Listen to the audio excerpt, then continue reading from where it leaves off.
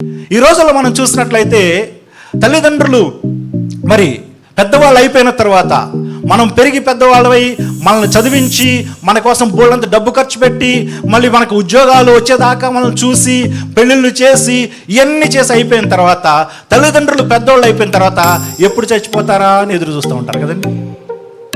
క్రీస్తునందు ప్రియమైనటువంటి దేవుని బిడ్డలారా, తండ్రి బ్రతికి ఉంటుండగా పిల్లలకి ఆస్తి అనేటువంటిది రాదు. అది తండ్రి ఇష్టపడి రాసి ఇస్తేనే. ఈ కుమారుడు, రెండవ కుమారుడు మనం చూస్తే అతను ముందే తండ్రి ఆస్తిని అడుగుతూ ఉన్నాడు. తల్లిదండ్రులు అయినటువంటి వారిని వారు వృద్ధాప్యంలో ఉన్నప్పుడు మనం వాళ్ళని గౌరవించాలి. ఏ దేశంలో మనం ఉన్నప్పటికీ కూడా, ఎంత గొప్ప స్థాయిలో మనం ఉన్నప్పటికీ కూడా, నువ్వు ఒక పెద్ద ఇంజనీర్ అవ్వచ్చు, లేకపోతే నువ్వు ఒక పొలిటికల్ లీడర్ అవ్వచ్చు, ఒక ప్రధానమంత్రి అవ్వచ్చు, ఒక మినిస్టర్ అవ్వచ్చు, కానీ నీ తల్లి నీ తల్లే, నీ తండ్రి నీ తండ్రి. తల్లి తండ్రిని ఎవరైతే సన్మానిస్తారో వారిని దేవుడు దీర్ఘాయుష్మంతులుగా చేస్తాడు.